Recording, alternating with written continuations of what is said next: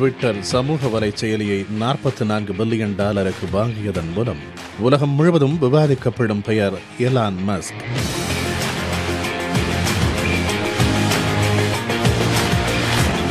ட்விட்டரின் லட்சணையாக இருக்கும் நீலக்குருவியை எல்லையற்ற கருத்து சுதந்திர வானில் பறக்க விடுவதுதான் தனது லட்சியம் என்று கூறியிருக்கிறார் மஸ்க். ட்விட்டரில் பதிந்த செய்தியை எடிட் செய்ய முடியாத நிலை இருந்து வந்ததை மாற்றுவது உள்ளிட்ட எண்ணற்ற மாற்றங்களுக்கு உள்ளாக காத்திருக்கிறது ட்விட்டர். இன்று சர்வதேச அளவில் மின்சார பேட்டரிகளால் இயங்கும் கார்களில் பெரும்பகுதியை விற்கும் டெஸ்லா நிறுவனத்தின் அதிபர்.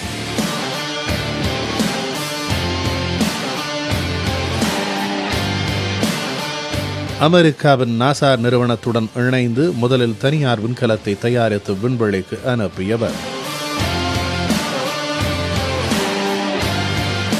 பூமி கிரகத்துக்கு மாற்றாக செவ்வாய் கிரகத்தில் குடியிருக்க விரும்பும் மக்களை அனுப்புவதற்காக ஸ்பேஸ் எக்ஸ் நிறுவனத்தை தொடங்கியவர் என பல சாகச முகங்களை கொண்டவர் எலான் மஸ்க்.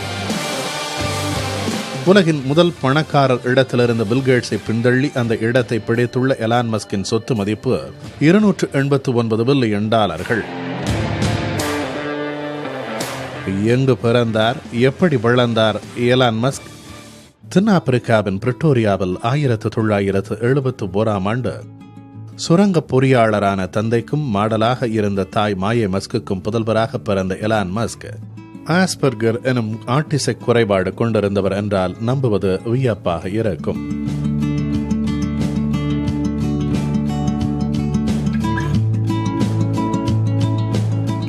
நரம்பு தொகுப்பில் ஏற்படும் இந்த சிக்கலால் பிற குழந்தைகளுடனோ மற்றவர்களுடனோ கண்களை பார்த்து பேச முடிந்ததில்லை என்றும், கருத்துக்களை தெளிவாக தெரிவிக்க முடியாவிட்டாலும் கருதியதை தெளிவாக முடிப்பவர் என்ற பெருமிதத்திற்கு சொந்தக்காரராகியுள்ளார் எலான் மஸ்க்.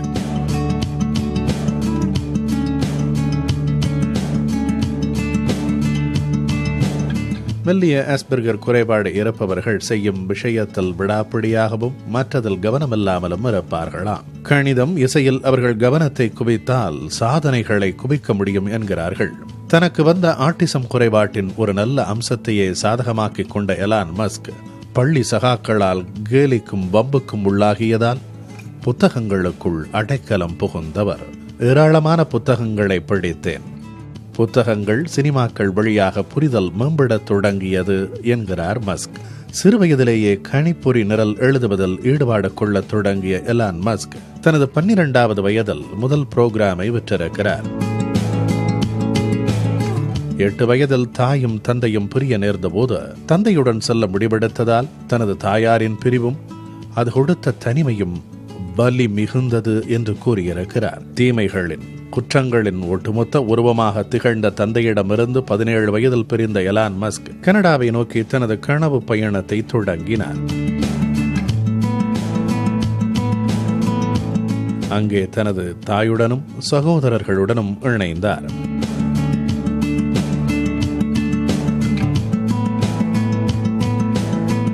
அமெரிக்காவில் உள்ள பென்சில்வேனியா பல்கலைக்கழகத்தில் பொருளாதாரத்திலும் இயற்பியலிலும் இரட்டை பட்டப்படிப்பை முடித்தார். ஆராய்ச்சிக்கான படிப்பை தொடங்கி சில நாட்களிலேயே அதை விட்டு வர்த்தக உலகில் தனது முயற்சிகளை தொடங்கினார். There's a friend of mine who's got a great saying about creating a company, which is trying to build a company and have it succeed is like eating glass and staring into the abyss. Elon மஸ்கின் வெற்றி கதையின் முன்னுரை இங்கேதான் எழுதப்பட்டது. சகோதரன் மற்றும் நண்பருடன் சேர்ந்து தொடங்கிய முதல் நிறுவனமான Zip2 பலவிதமான ஊடகங்களின் இணையதளங்களுக்கான பராமரிப்பு போன்ற சேவைகளை கொடுக்கும் நிறுவனம். 1990ஆம் ஆண்டு அந்நிறுவனத்தை $307 மில்லியன் விற்றார். பின்னர் PayPal, Tesla, SpaceX, solar city, OpenAI, Neuralink, the boring company, Musk அறக்கட்டளை என அவர் தொடங்கிய பயணம் இன்று ட்விட்டர் வரை நீண்டு கொண்டிருக்கிறது. If the big car companies are not going to create electric cars by themselves, then it's necessary to create a startup to do electric cars.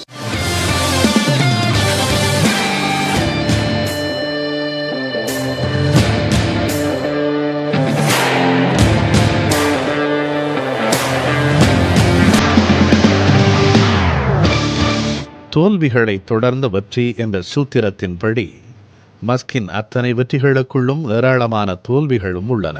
செவ்வாயில் மனிதர்களை குடியேற்ற வேண்டும், மனித மூளையை மென்பொருளுடன் இணைக்கும் திட்டம் என அவரது அசாத்திய கனவுகள்தான் பணமாகவும் மாறி உலகின் முதல் பணக்காரராகவும் மாற்றியுள்ளது.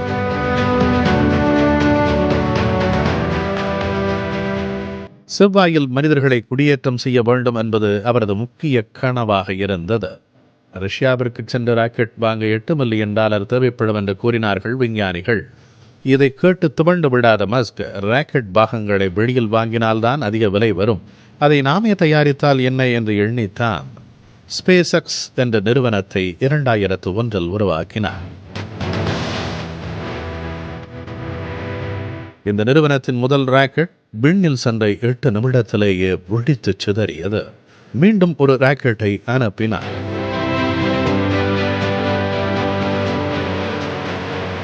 அது பூமியின் சுற்றுவட்ட பாதையில் சென்று வெடித்து சிதறியது.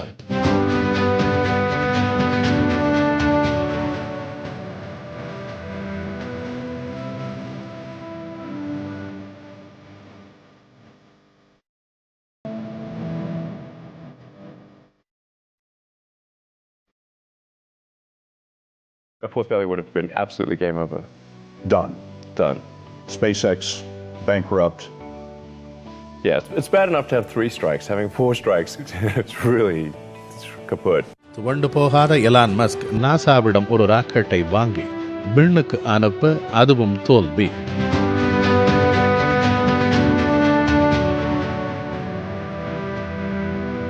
பின்னர் டெஸ்லா கார் நிறுவனத்தை $70 மில்லியன் வாங்கி மின் ஊர்திகளை தயாரிக்க தொடங்கினார்.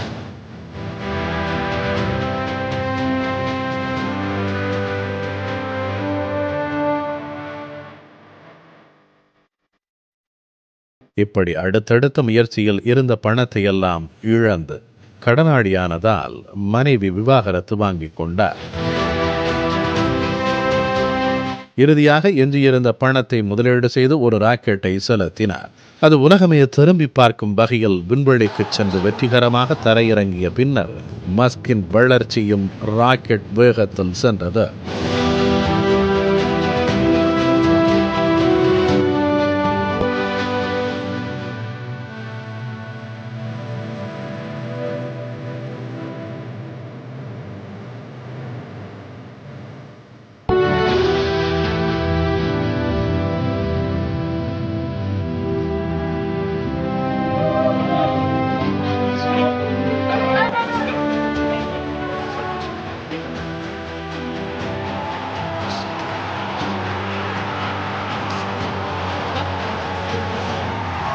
Successful separation.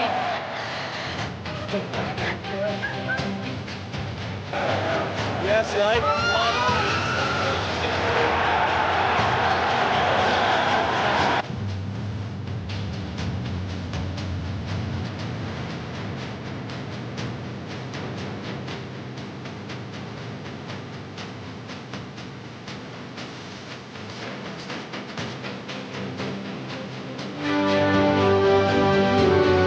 மறுபுறம் டெஸ்லா நிறுவனமும் வெற்றி பாதையில் செல்ல தொட்டதெல்லாம் தொடங்கத் தொடங்கியது.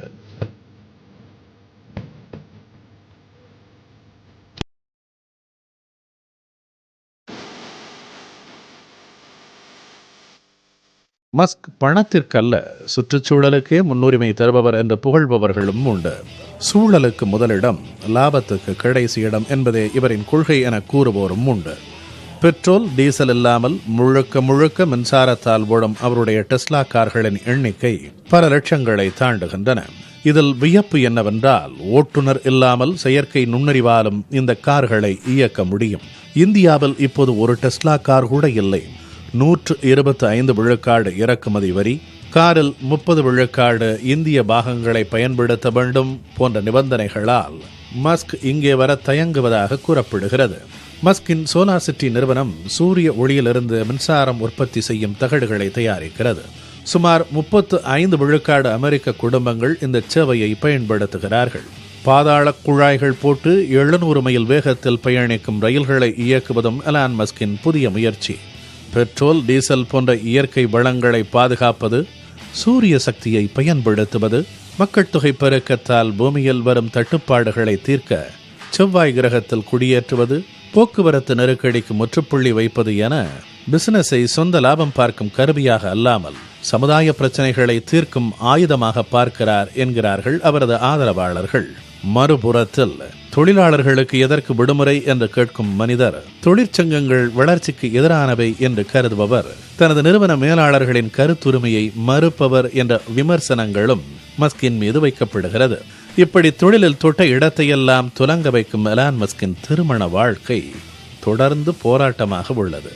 7 குழந்தைகளின் தந்தையான எலான் மஸ்க் 3 முறை திருமணம் செய்து விவாகரத்தானவர்.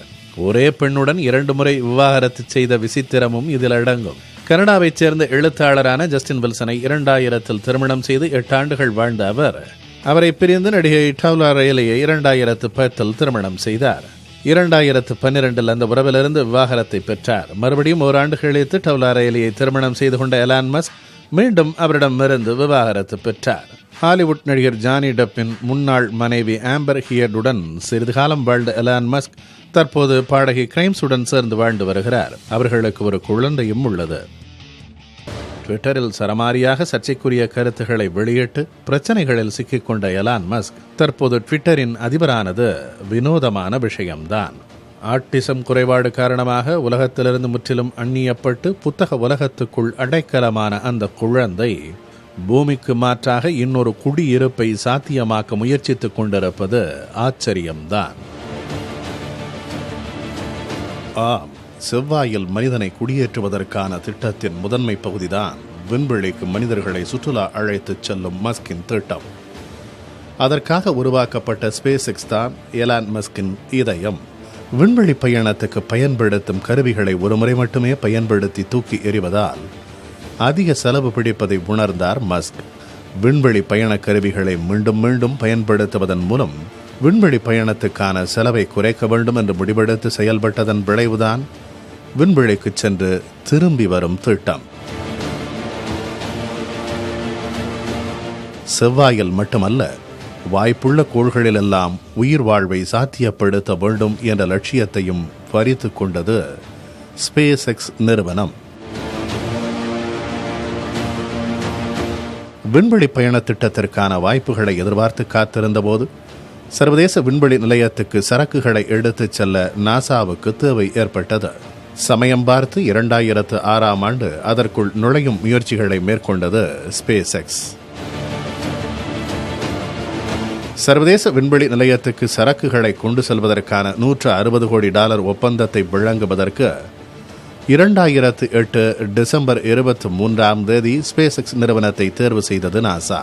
அந்த நேரத்தில் தன் உணர்ச்சிகளை கட்டுப்படுத்த முடியவில்லை என்றும் எல்லோரையும் நேசிக்கிறேன் என்று சொல்ல வேண்டும் போல இருந்தது என்றும் கூறினார் மஸ்க். ஸ்பேஸ் எக்ஸ் நிறுவனம் உருவாக்கிய டிராகன் 1 விண்கலத்தில் சரக்குகளை சுமந்து செல்ல முடியும், ஆனால் மனிதர்களை கொண்டு செல்ல இயலாது. 2008 நவம்பரில் பராக் ஒபாமா அமெரிக்க அதிபராக தேர்ந்தெடுக்கப்பட்டார்.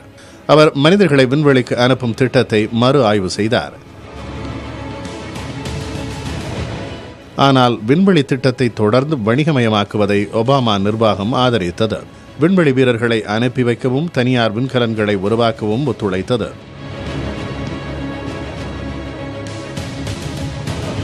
தொடக்கத்தில் வணிக ரீதியாக விண்வெளி வீரர்களை சர்வதேச விண்வெளி நிலையத்துக்கு அனுப்பும் திட்டத்தின் மீது நம்பிக்கை வைக்காத நாடாளுமன்றம் போதிய நிதியை ஒதுக்கவில்லை. ஆனால் ஒபாமா நிர்வாகத்தில் நாசாவின் புதிய தலைவராக பொறுப்பேற்ற சார்ல்ஸ் போல்டன் என்ற முன்னாள் விண்வெளி வீரர் தொடர்ந்து வலியுறுத்தி அதற்கு தேவையான நிதியை பெற்றார். இந்த பணிக்கு முதல் கட்டமாக $5 கோடி பணத்தை முதலீடு செய்வதற்கு பல நிறுவனங்களை ஆராய்ந்த நாசா 2014 கடைசி சுற்று பரிசீலனைக்கு 2 நிறுவனங்களை தேர்வு செய்தது. அதில் ஒன்று போயிங், மற்றொன்று ஸ்பேஸ் எக்ஸ். இறுதியாக 2019 மார்ச் மாதத்தில் மனிதர்களை ஏற்றிச் செல்லும் திறன் பெற்ற க்ரூ டிராகன் விண்கலத்தை ஆள்கள் இல்லாமல் செலுத்தி சர்வதேச விண்வெளி நிலையத்தை அடைந்து அதனுடன் வெற்றிகரமாக இணைய வைத்தது. இது முழுவதும் தானியங்கி முறையில் நடைபெற்றது.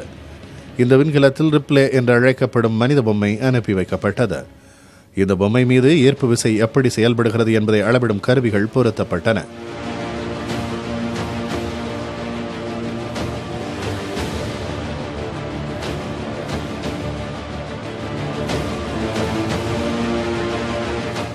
இதுபோல பல வெற்றிகள் கிடைத்த போதும் ஸ்பேஸ் எக்ஸின் பயணம் மேடுபள்ளங்கள் இல்லாத சொகுசு பயணமாக இல்லை.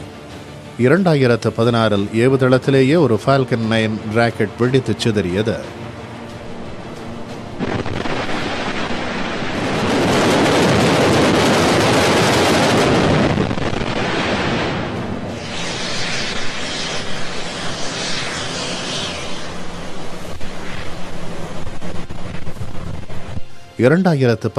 ஏப்ரலில் ஒரு தரைச்சோதனையின் போது க்ரூ டிராகன் விண்கலன் ஒன்று வெடித்தது.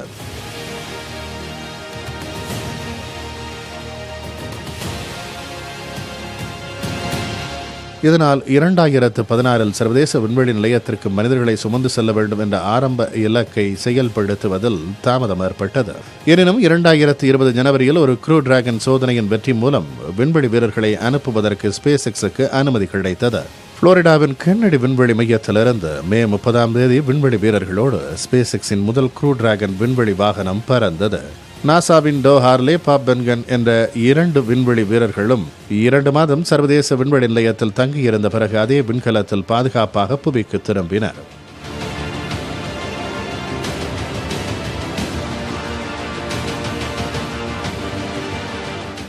ஸ்பேஸ் எக்ஸின் பாதுகாப்பு பண்பாடு குறித்து பாராட்டினார் நாசா தலைவர். அதற்கு பதிலளித்த எலான் மஸ்க், நாசாவோடு சேராமல் போயிருந்தால் நாங்கள் எப்படி இருந்திருப்போமோ அதைவிட செம்மையான நிறுவனமாக நாசா எங்களை ஆக்கியது. நாசா இல்லாமல் போயிருந்தால் ஒருவேளை எங்கள் நிறுவனம் பணிகளை தொடங்கியே கூட இருந்திருக்காது என்று தெரிவித்தார் எலான் மஸ்க். அந்த வெற்றிதான் முதல் விண்வெளி சுற்றுலாவையும் அண்மையில் சாத்தியமாக்கியுள்ளது.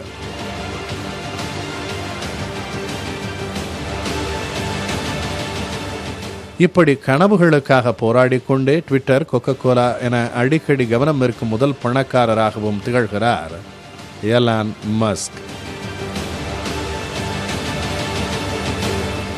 ட்விட்டரை வாங்கிய அறிவிப்பை தொடர்ந்து உலகின் முதலிடத்தில் இருக்கும் குளிர்பான நிறுவனமான கோகோகோலாவை வாங்குவதாக அறிவித்துவிட்டு நகைச்சுவைக்காக சொன்னேன் என்கிறார் எலான் மஸ்க். அவரை தொடரும் 87 மில்லியன் ஃபாலோயர்களும் அவரது புதிய அறிவிப்பால் நுரைத்து பொங்கிக் கொண்டிருக்கிறார்கள். எலான் மஸ்கின் பல அறிவிப்புகள் முதலில் கேலிக்கு உரியதாகவே இருக்கும். ஆனால் ஒவ்வொரு கேலியையும் மெய்யாக்கும் வெற்றியாளர் எலான் மஸ்க்.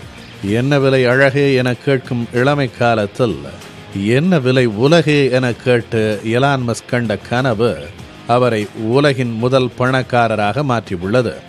எலான் மஸ்க் என்ற கனவு வணிகர் எப்போது மனிதனை செவ்வாயில் குடியேற்றப் போகிறார் என்ற கேள்வியோடு காத்திருக்கிறது உலகம்.